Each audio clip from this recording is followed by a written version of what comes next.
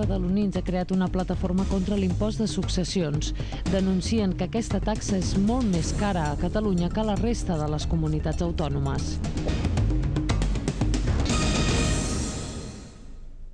La plataforma contra l'impost de successions, impulsada per un grup de badalonins, reclama una revisió d'aquesta despesa que han d'assumir els hereus per tal de gaudir del patrimoni familiar.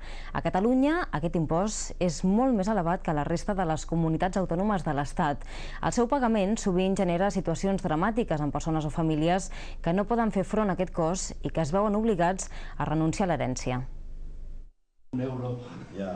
Aquesta plataforma de recent creació denuncia les diferències autonòmiques de l'impost sobre les herències.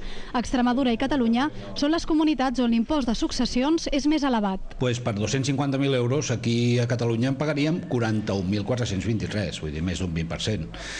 En canvi a Madrid se'n paguen 427. I sobretot a nivell europeu és radicalment diferent. Vull dir, a nivell europeu, la majoria de països, com a mínim, el viudo o vídua no paga. Aquests costos tan elevats provoquen sovint que els hereus no disposin de prou capital per fer front a l'impost. És per aquest motiu que alguns d'ells es veuen obligats a renunciar a l'herència. Hisenda no perdona, Hisenda vol cobrar.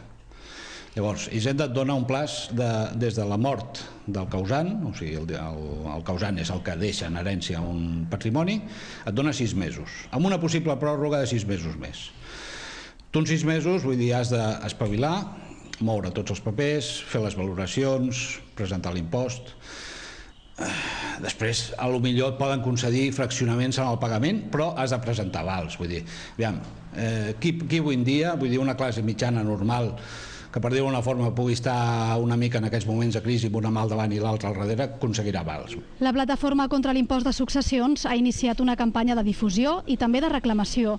S'han dirigit al Síndic de Greuges i a la Generalitat de Catalunya. La resposta que han rebut de moment és la sol·licitud de paciència fins que arribi el nou finançament. Potser aleshores es podrà fer una revisió de l'impost. Amb tota la confiança.